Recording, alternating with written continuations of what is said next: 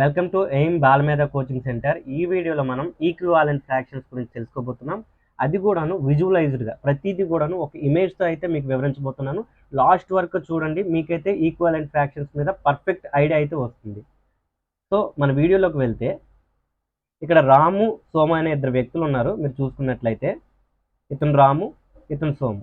ఈ రాము ఏం చేశాడంటే, ఇది ఒక పిజ్జా అనుకుంటే పిజ్జాని రెండు ఈక్వల్ పార్ట్స్గా చేశాడు. 1 2 ఈక్వల్ పార్ట్స్గా చేసి అందులో ఒక పార్ట్ని అయితే తిన్నాడు. సో దాన్ని మనం ఎలా చెప్తాం, అందరికీ కూడా తెలుసు, 2 ఈక్వల్ పార్ట్స్లో 1 ఈక్వల్ పార్ట్ తిన్నాడు కాబట్టి దాన్ని ఏమని చెప్తాం, 1/2 అని చెప్తాం. అదేవిధంగా సోము ఏం చేశాడంటే 4 ఈక్వల్ పార్ట్స్గా చేశాడు. అందులో ఒక 2 పార్ట్స్ని అయితే తినడం జరిగింది. ఓకేనా.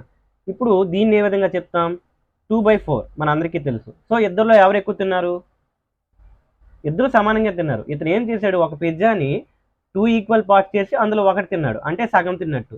ఇక్కడ 4 ఈక్వల్ పార్ట్స్ చేసి అందులో 2 ఈక్వల్ పార్ట్స్ని తిన్నాడు, అంటే అక్కడ అర్థం ఏంటి, ఇద్దరు కూడా సమానంగా తిన్నట్టే. నెక్స్ట్ మీకు ఈక్వల్ అండ్ ఫ్రాక్షన్స్ గురించి అర్థమైంది అనుకుంటా. ఇక్కడ ఇంకో వ్యక్తి చూద్దాం, ఎవరు ఎక్కువ తిన్నారో మీరు చెప్పండి. ఒక వ్యక్తి ఏం చేశాడంటే 2 ఈక్వల్ పార్ట్స్గా చేసి అందులో ఒక పార్ట్ని తిన్నాడు. ఓకేనా. సో ఇది షేర్ చేసింది తిన్నది. ఇంకో వ్యక్తి ఏం చేశాడంటే 4 ఈక్వల్ పార్ట్స్గా చేసి అందులో 2 తిన్నాడు. సో ఈ వ్యక్తి తిన్నది ఇది. ఇంకో వ్యక్తి ఏం చేశాడంటే 6 ఈక్వల్ పార్ట్స్గా చేసి అందులో 3 తిన్నాడు. సో అంటే ఆ వ్యక్తి తిన్నది ఇది. ఇంకో వ్యక్తి 8 ఈక్వల్ పార్ట్స్గా చేసి అందులో 4 తిన్నాడు, అంటే ఆ వ్యక్తి తిన్నది ఇది. ఇంకో వ్యక్తి 10 ఈక్వల్ పార్ట్స్గా చేసి అందులో 5 తిన్నాడు, అంటే ఆ వ్యక్తి తిన్నది ఇది. ఇంకో వ్యక్తి 12 ఈక్వల్ పార్ట్స్గా చేసి అందులో 6 తిన్నాడు, అంటే ఇది తిన్నాడు అనమాట. ఓకేనా. ఇది 12 ఈక్వల్ పార్ట్స్లో 6 తిన్నాడు, దాని అర్థం ఇది 12 ఈక్వల్ పార్ట్స్లో 6 తిన్నాడు. సో ఎవరు ఎక్కువ తిన్నారు అంటే అందరూ సమానంగా తిన్నారు. సో ఇదే మనకి ఈక్వల్ అండ్ ఫ్రాక్షన్స్ది కాన్సెప్ట్. ఇక్కడ చూసుకుంటే ఇంకో ఎగ్జాంపుల్ చెప్పుకుందాం. ఒక వ్యక్తి 3 ఈక్వల్ పార్ట్స్లో ఒక పార్ట్ తిన్నాడు. ఇంకో వ్యక్తి 6 ఈక్వల్ పార్ట్స్లో 2 ఈక్వల్ పార్ట్స్ తిన్నాడు. ఇంకో వ్యక్తి 9 ఈక్వల్ పార్ట్స్లో 3 ఈక్వల్ పార్ట్స్ని తిన్నాడు. ఇంకో వ్యక్తి 12 ఈక్వల్ పార్ట్స్లో 4 పార్ట్స్ తిన్నాడు. ఇంకో వ్యక్తి 15 ఈక్వల్ పార్ట్స్గా చేసి ఏం చేశాడు, అందులో 5 తిన్నాడు. ఇంకో వ్యక్తి 18 ఈక్వల్ పార్ట్స్గా చేసి అందులో 6 తిన్నాడు. చూడండి, ఇది ఇక్కడ మీరు గమనించినట్లయితే అందరూ తిన్నది సేమే. ఇక్కడ పిజ్జాని ఎక్కువ పార్ట్స్గా చేసి అందులో తిన్నది, ఇక్కడ మనం చూసుకున్నట్లయితే ఇక్కడ తిన్న పీసు, ఇక్కడ తిన్న పీసు, ఇక్కడ తిన్న పీసు, ఇక్కడ తిన్న పీసు, ఇక్కడ తిన్న పీసు, ఇక్కడ తిన్న పీసు సమానమే. ఎందుకు అలా వచ్చింది, ఎందుకంటే ఇది ఒక ఫ్రాక్షన్, ఈక్వల్ అండ్ ఫ్రాక్షన్స్ది కాన్సెప్ట్ అనేది ఫాలో అవుతుంది కాబట్టి. సో ఇంకొక చిన్న ఎగ్జాంపుల్తో చూద్దాం, మీకైతే ఒక క్లారిటీ వస్తుంది. ఒక వ్యక్తి ఒక పిజ్జాని 4 ఈక్వల్ పార్ట్స్ చేసి అందులో ఒక పార్ట్ని అయితే తిన్నాడు, దాన్ని మనం 1/4 అంటాం. సో ఇక్కడ ఏం చేశాడంటే 8 ఈక్వల్ పార్ట్స్ చేశాడు. చూడండి, 1 2 3 4 5 6 7 8 ఈక్వల్ పార్ట్స్ చేసి అందులో రెండింటిని అయితే తిన్నాడు. ఇక్కడ 4 ఈక్వల్ పార్ట్స్ చేసి 1 తిన్నాడు, ఇక్కడ 8 ఈక్వల్ పార్ట్స్ చేసి రెండింటిని అయితే తిన్నాడు. సో రెండు కూడాను ఈక్వల్గా వస్తుందా కాదా, ఇక్కడ మీరు గమనించండి.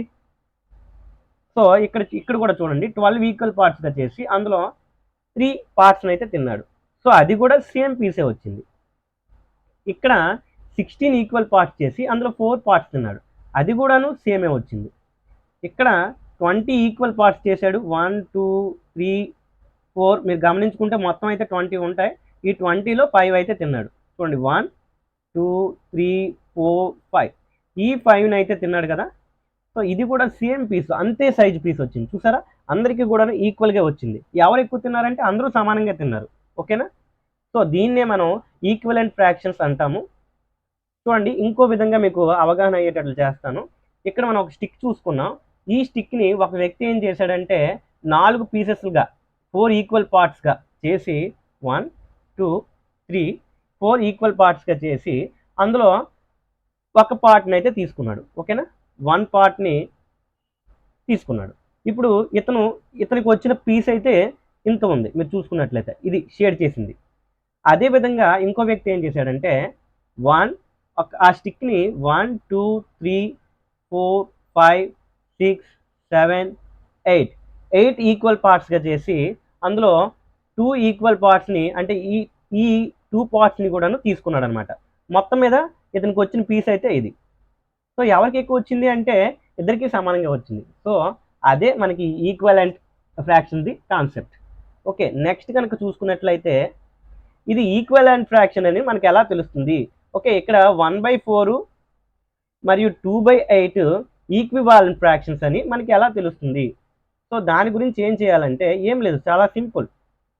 ఇక్కడ మనం చూసుకున్నట్లయితే 2/3 ఉంది కదా, దానికి న్యూమరేటర్ని డినామినేటర్ని 2 చేత కానీ మల్టిప్లై చేస్తే ఏదో ఒక నెంబర్ చేత 2 చేత మల్టిప్లై చేసిన అంటే న్యూమరేటర్ని డినామినేటర్ని ఒకే నెంబర్ చేత మల్టిప్లై చేయాలి.